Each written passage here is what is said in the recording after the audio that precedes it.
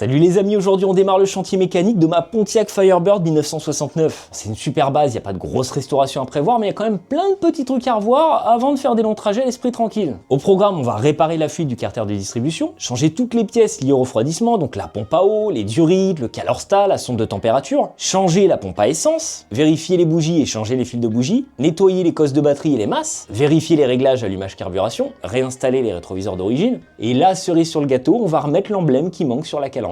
Encore une fois, sur le papier, c'était pas sorcier, mais dans la pratique, il y avait plein d'imprévus et de solutions à trouver. Avec les voitures anciennes, faut toujours s'adapter de toute façon. Et tu gagnes beaucoup de temps si t'es déjà formé. Et justement, le sponsor de cette vidéo, c'est le CNVA, une école spécialisée dans les métiers de la voiture ancienne. Parce qu'on le sait tous, travailler sur une ancienne, c'est rarement aussi simple que prévu. Entre les réglages, les pièces spécifiques, les petits détails techniques et les imprévus, l'expérience, ça change tout. Au CNVA, t'apprends directement en atelier sur des vraies voitures anciennes, entourées de professionnels du métier. Mécanique, électricité, carrosserie, sellerie, que ce soit pour une reconversion, un projet pro, ou simplement pour mieux comprendre et entretenir ta voiture passion, il y a des formations adaptées à tous les niveaux. Et ce qui est vraiment sympa, c'est le côté concret. Des ponts, de l'outillage, des véhicules de collection, des moteurs ouverts sur l'établi, tu pratiques réellement. On n'est pas sur une formation théorique en ligne. Là, on t'apprend à maîtriser un domaine et à être beaucoup plus à l'aise quand tu dois mettre les mains dans un V8 Chevrolet de 1980, retaper l'aile d'une Dodge ou reprendre le Sky d'une Mustang 67. Les vidéos et les tutos, c'est super pour apprendre et découvrir plein de choses. Mais mettre les mains dedans avec quelqu'un pour t'accompagner, ça permet de progresser beaucoup plus vite et de prendre confiance. Ils proposent plusieurs formats, formation courte, parcours intensif, formation longue ou préparation CAP.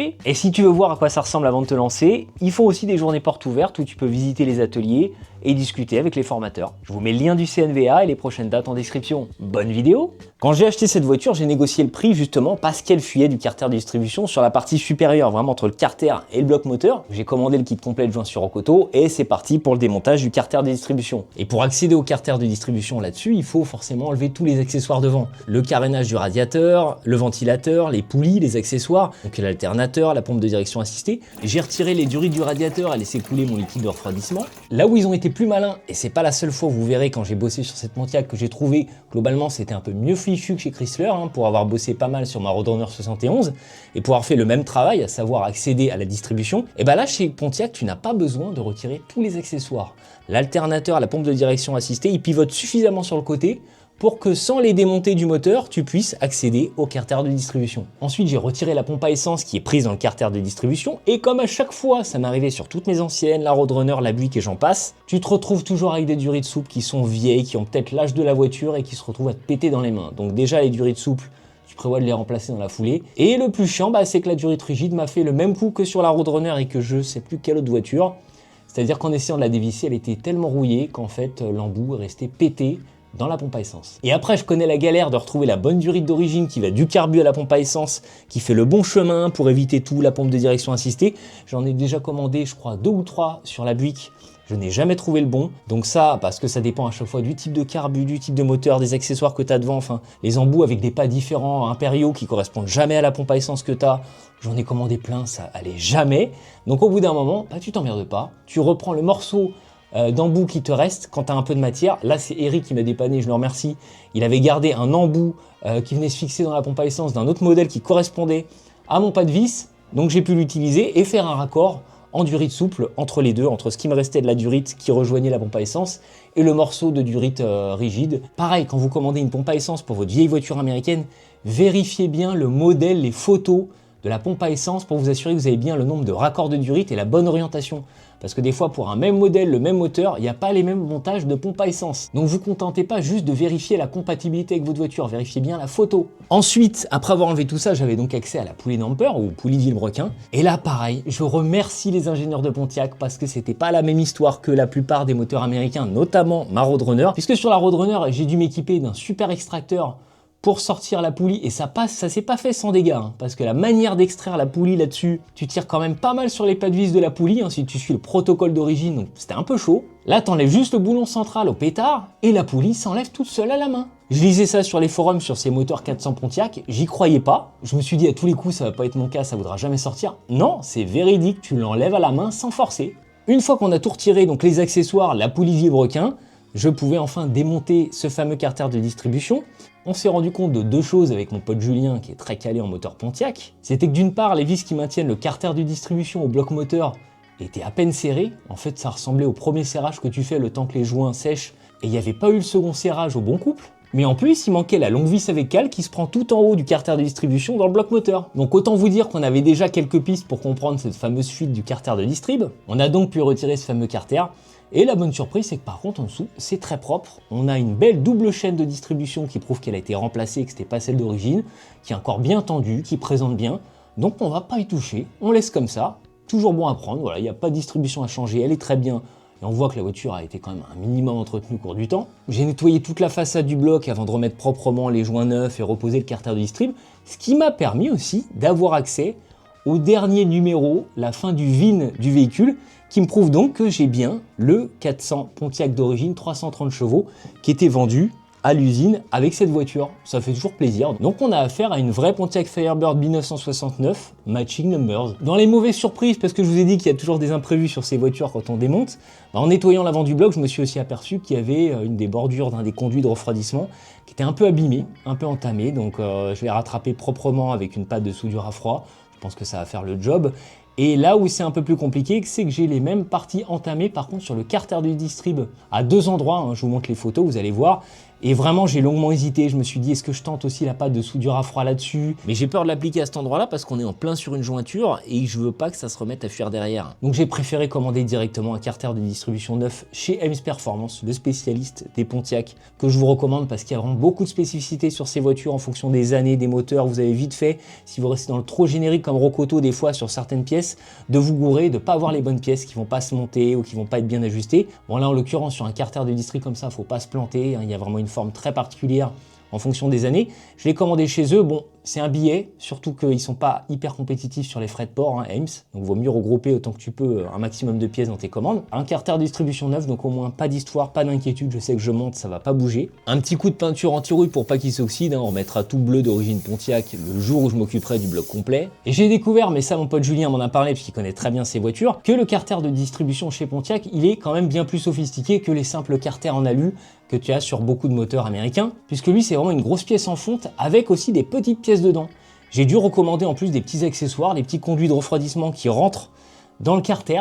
J'ai quand même remplacé l'excentrique de la pompe à essence sur les conseils de Julien parce que l'ancien était assez marqué, hein, je l'ai mis dans ma commande Ames Performance. L'excentrique, c'est cette petite pièce ronde sur laquelle se pose la cam de la pompe à essence et quand le moteur tourne, elle enclenche la pompe à essence par cycle. Autre petite particularité aussi, c'est que la pompe à eau ne se met pas directement dans le carter, tu as aussi une plaque de séparation en alu à monter d'abord pour ensuite mettre la pompe à eau. Donc c'est plein de petits accessoires que je n'avais pas prévus qui ont retardé le chantier parce qu'à chaque fois, j'ai dû recommander ces petites pièces auxquelles je pensais pas et tu te dis, bah en fait, tant qu'à ouvrir, je vais pas remonter les vieilles pièces rouillées. Donc on commande ces petits accessoires. Et je vous dis pas comment je me suis fait exploser sur les frais de port parce qu'à chaque fois, je les commandais au fur et à mesure. Vraiment, je pense que j'ai eu un budget frais de port et douane plus important que le prix des pièces. Enfin, c'était presque ridicule, mais bon, à un moment, tu veux avancer, t'as pas le choix. J'ai commandé aussi une nouvelle pompe à eau et puis je vais pour remonter l'ensemble. Alors je vous cache pas que c'est quand même des étapes que je redoute toujours parce que c'est un peu stressant. Entre le moment où tu mets la pâte à joint, les temps de séchage qui sont très rapides, le joint en papier que tu dois mettre derrière, plus la pièce, la pompe à eau que tu mets par-dessus, plus l'ensemble que tu poses sur le carter moteur où tu dois d'abord serrer mais pas trop, resserrer au bon couple à la fin. C'est toujours des petits moments un peu délicats parce que tu as peur qu'au moment où tu positionnes la pièce, où tu passes les vis, t'es le joint qui est bougé derrière, tu vois plus trop quand c'est monté. Donc ça c'est quand même un petit moment de suspense où tu te dis quand même j'espère qu'à la fin ça va pas fuir parce que je me vois pas tout recommencer. Je remonte le carter, je monte la nouvelle pompe à eau et là je me dis mais il n'y a pas un truc qui cloche là? La poulie de la pompe à eau elle est pas un peu plus avancée que les autres? C'était pas le bon modèle de pompe à eau. Sur Rocoto, j'avais pas le bon modèle de pompe à eau. Il y avait un seul modèle, c'était celui-là. Et en faisant mes petites recherches, je me suis aperçu qu'il y avait deux modèles de pompe à eau pour les Firebird 69, qui étaient un peu une année de transition. Il y avait les débuts 69 et les fins 69. Et chez Rocoto, tu as que les fins 69 et ils te le précisent pas dans la description que c'est une fin 69. Résultat, la pompe se monte, il n'y a aucun problème. Par contre, tu as une profondeur de poulie qui n'est absolument pas la même. Donc là, j'ai plusieurs solutions, commander une autre pompe à eau, commander une autre poulie qui vient un peu plus rentrer vers l'intérieur. Et en fait, ça m'a gavé, j'en avais marre de commander des pièces, de repayer des livraisons, des frais de douane, de réattendre encore un délai. Donc j'ai regardé l'ancienne pompe à eau, elle était encore assez propre, là que c'était bien, pas de jeu. J'ai remonté l'ancienne pompe à eau avec un joint neuf. Donc comme ça, j'ai appris, ça vous aidera peut-être, que sur les Pontiac 1969 en 400, tu as les pompes à eau dites long bloc et short bloc. Short block début 69, long block fin 69. J'ai aussi laissé tomber l'idée de commander une pompe à eau du bon modèle puisqu'elle se trouve que sur les sites spécialisés comme AIM, c'est le prix, c'est le double, plus les frais de port, etc. Donc là vraiment, l'ancienne pompe à eau était encore en très bon état, on la remonte. On remonte la fameuse vis manquante commandée chez Ames Performance encore une fois, donc cette longue vis avec cale qui vient finir de fixer le carter de distrib contre le bloc moteur. On remonte aussi la nouvelle pompe à essence qui elle était du bon modèle commandée chez Rock Auto, rien à dire, elle s'est parfaitement montée. Par contre, comme je vous l'ai dit, il y a eu cette adaptation à faire au niveau de la durite rigide, ça c'est très bien fait. J'ai remonté aussi des durites souples neuves. Autre conseil, commandez bien des durites pour carburant, pas des durites pour gaz ou pour air, c'est pas du tout la même chose. Je dis ça parce qu'au fur et à mesure de mes inspections, j'ai vu tellement de trucs. Ouais, j'ai déjà vu des durites de chauffage remplacées par des durites de gaz. Ça supporte pas le carburant à long terme. J'ai remonté la poulie damper, donc pour ça, faut bloquer le volant moteur derrière pour pas que le vilebrequin bouge en même temps que tu serres. Sur mes anciennes voitures, je me démerdais avec des cales en bois prises directement sur le volant moteur, mais c'était souvent un peu fastidieux. Et là, illumination. L'idée qui a très bien marché du premier coup, j'ai pris une de mes petites chandelles et je l'ai directement bloquée dans une des roues du volant moteur et l'autre partie de la chandelle bloquée dans le sol. Ça a super bien marché. Donc ensuite, serrage de la poulie damper au bon couple avec la clé dynamométrique et puis les derniers centimètres à la rallonge parce que ma clé dynamo n'avait pas les valeurs max qu'il fallait. Quitte à ouvrir le circuit de refroidissement, j'en ai profité pour changer les deux durites du radiateur. Celle du bas était quand même bien poreuse, ça c'est souvent le cas. À chaque fois j'ai eu des voitures anciennes, je sais pas pourquoi, ils changeaient que la durite du haut, celle du bas était toujours poreuse, pourrie. Comme si qu'ils changeaient que ce qui se voyait visuellement et pas ce qu'on voyait pas. J'en ai aussi profité pour changer le Calorsta et en mettre un qui ouvre plus tôt. Je le fais souvent sur mes voitures anciennes quand t'as des moteurs d'origine parce que des fois la circulation du liquide en refroidissement se fait un petit peu moins bien avec la corrosion, avec les petits dépôts qu'il peut y avoir. Donc voilà, c'est plus rassurant pour moi de me dire que j'ai un Calorsta qui ouvre un peu plus tôt qu'à l'origine. Et j'en ai profité aussi pour changer ma petite sonde de température. Voilà, comme ça, c'est des petites pièces qui coûtent pas très cher, c'est vite fait tant qu'on a ouvert le circuit de refroidissement et au moins, là on est sûr de son refroidissement. Je suis sûr d'avoir les bonnes valeurs au tableau de bord et d'avoir un Calorsta qui fait son job. Avant de remettre tous les accessoires en place devant, bon c'est quand même l'occasion, tant qu'on a accès, de faire un petit test d'étanchéité. Donc j'ai remis du liquide de refroidissement derrière pour voir si déjà à froid, il n'y avait pas de fuite. C'est ces petits moments où tu entends le liquide circuler dans le moteur, où tu te dis punaise, j'espère qu'il est bien resté dans les conduits du moteur et qu'il n'est pas en train de couler par terre. Heureusement, aucune fuite au sol, rien qui coule derrière. Donc nickel, plutôt rassuré déjà. On verra après moteur à chaud. Quand tu enlèves un carter distribution là-dessus, tu as aussi une jointure avec le carter moteur en dessous. Donc tu auras beau prendre toutes les précautions que tu veux, il y a toujours un moment où tu vas faire tomber des petites crasses, des petites poussières ou autres dans ton carter moteur. Donc c'est aussi l'occasion derrière, avant de démarrer, de se faire une bonne vidange, de bien rincer le fond de carter. Donc je l'avais déjà un petit peu rincé pour m'assurer que ça coule bien au fond. Et puis là, on se fait une petite vidange avant le prochain redémarrage. Donc vidange, et tant qu'à faire, on change le filtre à huile, comme je viens d'acheter la voiture. Comme ça, au moins, je sais que je pars sur une bonne base, que j'ai une révision qui est bien faite avec l'huile que je connais et le filtre que je connais. Après ça, j'ai repositionné tous les accessoires pour y remettre les courroies proprement alignées avec les poulies, le ventilateur, le carénage du radiateur. Avant le redémarrage, évidemment, tu vérifies bien ton niveau d'huile, tu vérifies bien aussi ton niveau de liquide de refroidissement. Et j'en ai profité aussi pour m'occuper un peu des cosses de batterie et des masses du véhicule. Parce que ça, c'est vraiment le truc, le b.a.-ba que je vérifie maintenant sur toutes mes voitures anciennes que je viens d'acheter. C'est vraiment une source de panne bête qu'on ne vérifie jamais. Des fois, tu as des problèmes électriques, des problèmes de démarrage complètement aléatoires. Tu cherches pendant des mois, tu penses que c'est la batterie, tu penses que c'est le démarreur, alors que tu as simplement une mauvaise masse. Les masses en plus sur ces voitures sont pas compliquées, sauf quand tu as beaucoup d'accessoires type climatisation ou certains modèles où elles sont un petit peu cachées sous le bloc. Mais là, les masses, les principales masses, tu les vois directement, elles sont accessibles, elles sont bien visibles. Et tu vois déjà visuellement, je l'ai vu à l'achat, elles sont bien oxydées en surface, elles sont bien blanchies par l'oxydation. Donc, d'office, qu'est-ce que je fais? Hop, je les démonte, je les brosse, je les nettoie au nettoyant contact et je les revisse. Au moins, je suis sûr que j'ai un bon contact sur les masses, un bon contact sur le bloc, un bon contact sur le châssis. Je reprends aussi mes cosses de batterie que je nettoie bien, que je dégrippe bien, que je graisse. Comme ça, je suis sûr que j'ai des contacts électriques, au moins les contacts électriques principaux, qui sont nickel et qu'au moins de ce côté-là, j'aurai pas de soucis. Maintenant, c'est bon, on peut y aller, tout est vérifié, on redémarre, c'est le moment de vérité. Est-ce que ça va fuir? Est-ce que ça va bien se passer? On croise les doigts.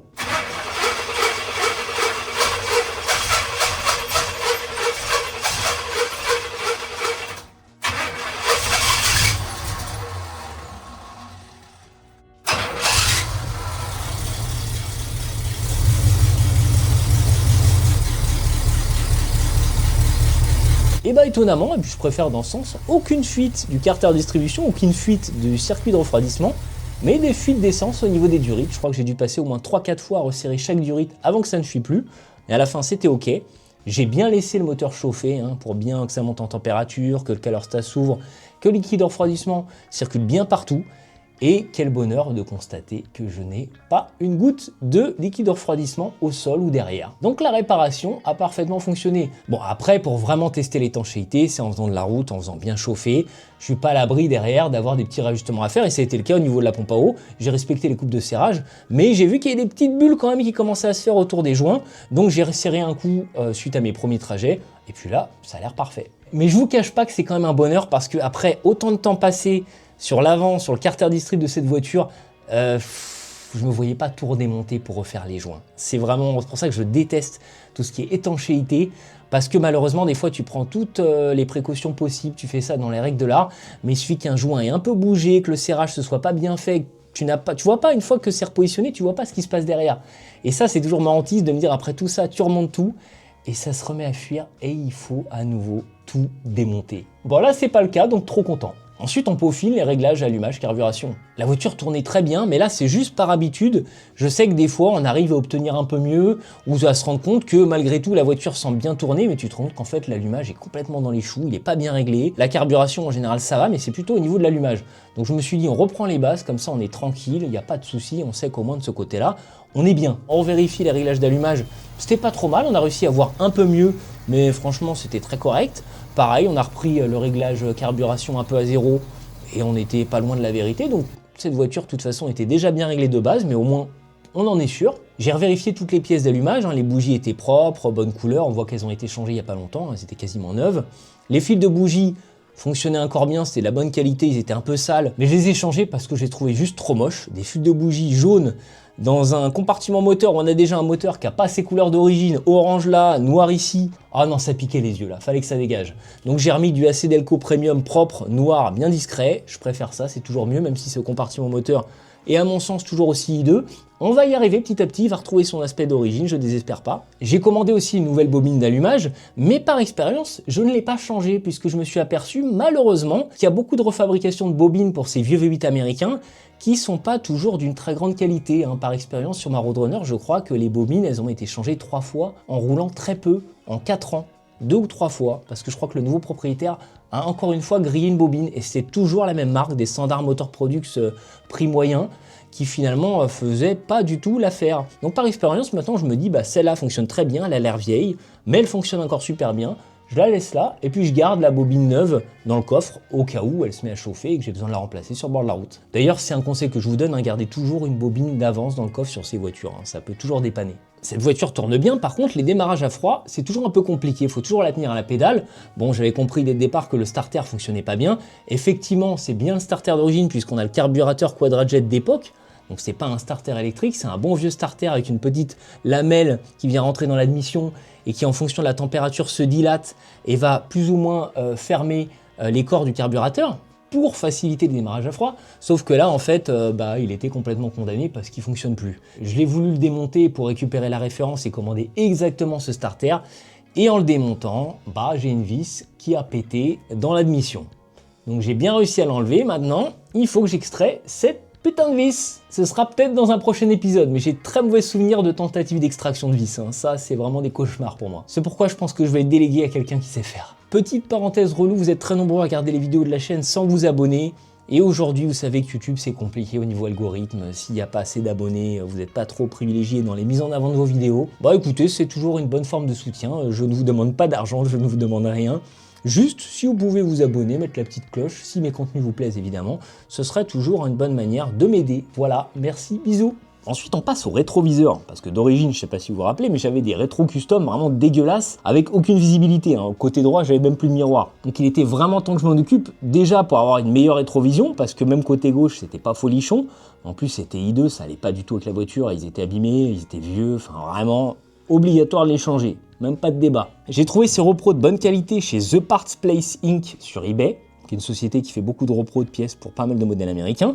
C'est plutôt de bonne facture, c'est assez bien fait. Méfiez-vous par contre, faites bien gaffe, parce qu'il y a beaucoup de modèles génériques Là, c'était pas le cas, on a vraiment un côté gauche et droit qui sont assez fidèles au modèle d'origine qu'il y avait sur ces Firebird 1969, mais vous avez beaucoup de modèles génériques qui ont l'air d'être ceux-là, mais qui sont pas ceux-là et qui ont même pas de distinction gauche-droite, donc déjà c'est un peu suspect. Donc il y a beaucoup de modèles vraiment génériques qui sont finalement tout anciennes, mais qui ne respectent pas totalement les formes d'origine. Là, en l'occurrence, c'est assez fidèle, donc je suis assez confiant. Une de mes principales craintes, c'était de devoir refaire des trous dans les portières. J'avais pas envie de repercer des trous dans la tôle des portières. Je me suis dit, il y a peut-être moyen qu'ils aient gardé les fixations d'origine. Donc je démonte les anciens. Je sais que là-dessus, c'est monté de manière assez simple. Hein. C'est simplement des vis à bois qui sont prises dans la tôle. Donc tout se fait par l'extérieur, hein, ce qui est plutôt simple. Malheureusement, comme c'est plus les rétros d'origine, ils ont été faire un montage où les vis sont à l'intérieur de la portière. Qu'est-ce que ça veut dire? Ça veut dire que j'ai été obligé d'enlever les garnitures de porte, ce que je voulais pas faire parce que c'est un peu délicat sur ces voitures anciennes. Des fois, tu pètes des agrafes, tu passes 3 plombes à tout rebrancher, à tout remettre, surtout qu'il y a des vitres électriques là-dessus. Bref, j'étais pas très chaud, mais bon, pas le choix. On y va, on enlève les garnitures de porte, on remet tout à plat. Ce qui m'a permis aussi de contrôler l'intérieur des portes qui était vraiment clean, qui a bien été repeint noir, parce que je vous rappelle que cette voiture n'est pas noire d'origine, mais ce qui m'a plu, c'est que la config, non seulement elle est badass, mais surtout que la peinture a été bien faite, parce qu'on a vraiment un noir qui est assez âgé, qui a bien traversé le temps et qui a été fait partout. Il n'y a pas d'intérieur de porte, il n'y a pas de coin où il y a un corps de blanc, ça a été bien fait. Je démonte ces garnitures de porte, j'accède aux vis côté intérieur de porte, qui me permet de remonter les supports d'origine, et ça va en me débrouillant, j'arrive à garder les trous de perçage d'origine pour monter ces nouveaux rétros qui sont magnifiques et qui lui vont très bien. Donc je les monte, c'est trop beau, je fais des belles stories Instagram, je m'installe à l'intérieur, je commence à les régler et je m'aperçois que c'est pas du tout la position d'origine. D'origine, ils sont beaucoup plus avancés vers le capot, j'ai vu sur les brochures d'époque. Ça explique pourquoi côté gauche, j'ai une rétrovision pas mal mais qui pourrait être beaucoup mieux, et côté passager, depuis le siège conducteur, je ne vois absolument rien. Je vais laisser tomber, j'ai pas envie de repercer des trous parce qu'après il va y avoir des trous béants qu'il faudra boucher ici.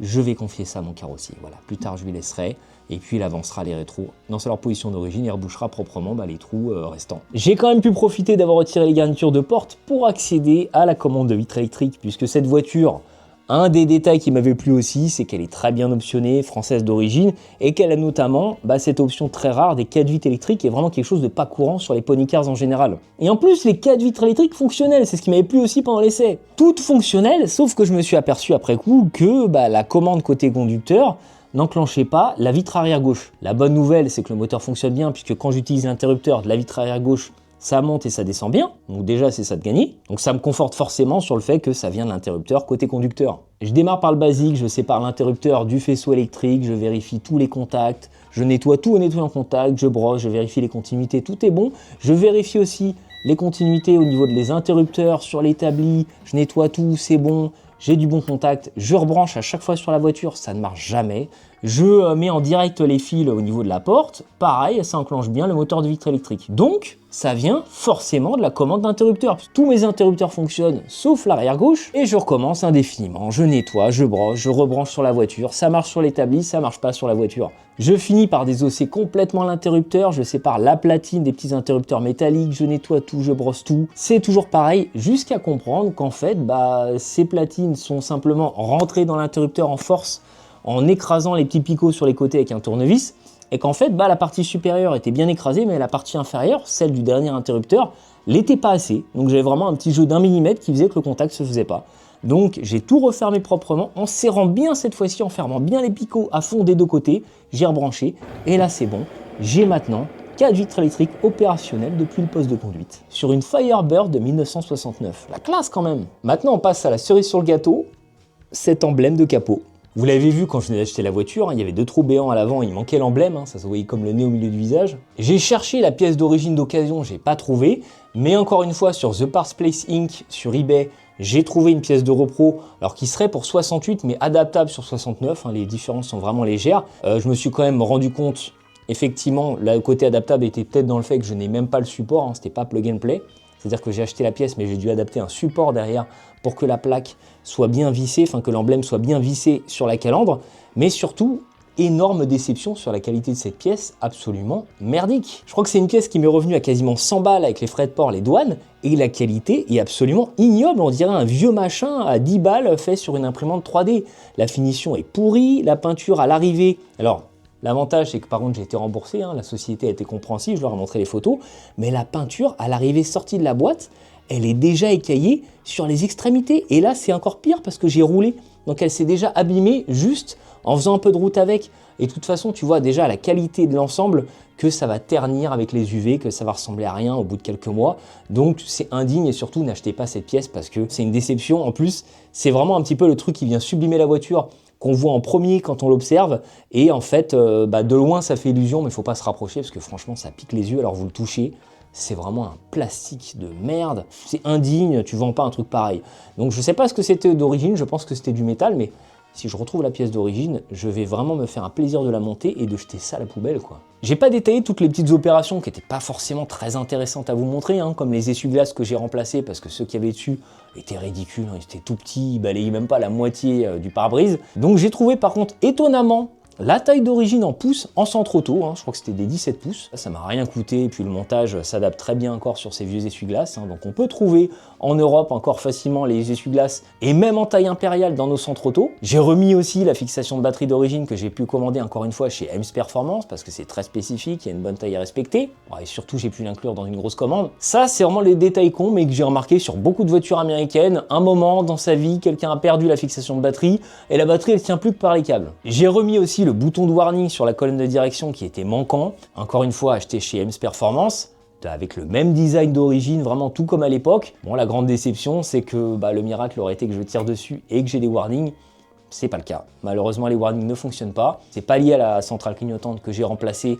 Ça n'a rien fait, donc ça vient pas de la centrale clignotante, mais ça viendrait peut-être tout simplement du faisceau dans la colonne, puisque j'ai aussi le klaxon qui ne fonctionne pas au niveau du volant. J'ai une commande déportée sur le tableau de bord, donc je pense que par la suite, je devrais aussi me pencher sur ce faisceau dans la colonne de direction, qui est aussi une maladie souvent sur ces voitures avec volant réglable où à force de bouger le volant avec le temps, les fils deviennent cassants. Donc je pense que j'ai un fil qui est pété ou un mauvais contact là-dedans. C'est très chiant à faire, je suis pas pressé. J'ai aussi dégrippé les serrures, hein, parce que j'ai eu du mal à rentrer certaines clés, mais en fait je me suis aperçu que c'était tout con, hein, comme beaucoup de ces voitures qui ont vécu pas mal d'années chez nous. J'ai une clé pour chaque chose, puisqu'à un moment de sa vie, le Neumann a été remplacé, alors que normalement la clé du Neumann doit aussi ouvrir les portes sur ces modèles. Là j'ai une clé pour le Neumann, j'ai une clé pour la porte gauche et droite, une clé pour le coffre. C'est un peu galère, faut s'y retrouver, surtout qu'elles n'ont plus la même forme, la même nomenclature, on va dire, que celle d'origine. Donc je vais être obligé de les étiqueter en attendant de remettre tout au propre. J'ai remis aussi des butoirs de caoutchouc neufs qui étaient absents et qui commençaient à bien entamer le capot de la voiture. Et j'ai enfin retrouvé l'écrou de roue exact qui manquait sur ma jante arrière droite. Parce qu'on dirait pas comme ça, mais c'était un modèle très spécifique avec une couleur bien particulière, une forme particulière qui est associée et qui était montée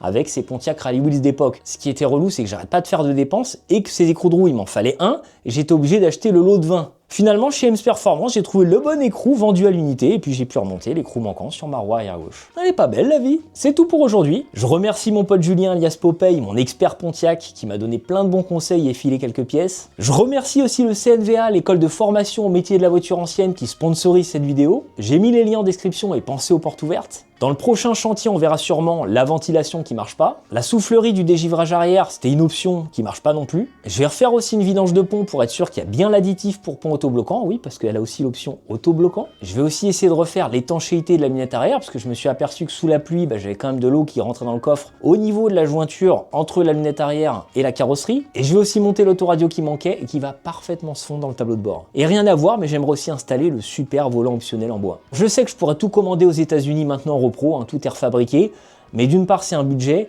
et je sais qu'il y a beaucoup de collectionneurs en France qui ont ces pièces, il y a beaucoup de gens qui ont gardé des pièces Pontiac de ces années-là, donc je désespère pas de trouver d'abord la pièce d'origine en France, avec la qualité d'époque, et peut-être à un prix plus intéressant qu'un achat aux US avec transport et douane. Mais ça je suis pas certain, parce que je sais qu'en général ceux qui ont ces pièces-là, ils les vendent parfois à prix d'or, quitte à jamais les vendre et que ça finisse à la poubelle dans 20 ans. J'espère que cette vidéo vous a plu, et je vous dis à très vite pour une prochaine vidéo. Salut!